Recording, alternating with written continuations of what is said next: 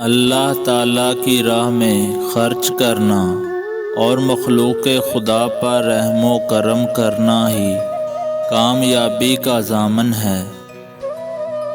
دنیا بے وفا ہے اور انتہائی ناقابل اعتبار ہے۔ اس سے وہی فائدہ اٹھا سکتا ہے جو مخلوق خدا کو راحت اور آرام پہنچائے گا۔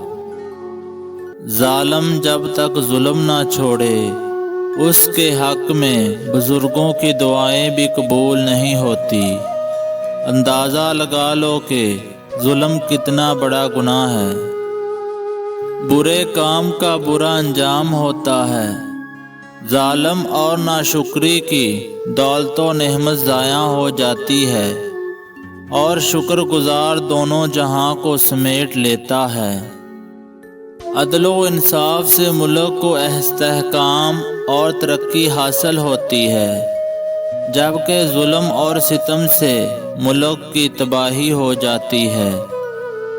جو شخص دوسروں کی تکلیف پر بے چین نہ ہو اس کو انسان کہنا انسانیت کی توہین ہے۔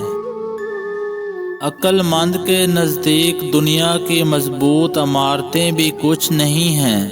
ان سے موت کا مقابلہ نہیں کیا جا سکتا، بلکہ ان کو دیکھ کر خوف آتا ہے کہ ان کو بنانے والے نہیں رہے تو ہم کیسے رہیں گے۔ دوستی کا بھرم صرف وہی لوگ رکھ سکتے ہیں جن کے وجود میں سمندر جتنا دل ہو۔ جس کی بیوی غیر مردوں کے سامنے ہنس دے تو سمجھ لیں اس کا مرد مرد کہلانے کے لائق نہیں۔ گل چھرے اڑانے والی عورت کے خاوند اگر اس کو روک نہ سکے تو اس کا گونگا بن جانا ہی بہتر ہے۔ نصیحت کو غور سے سننا چاہیے۔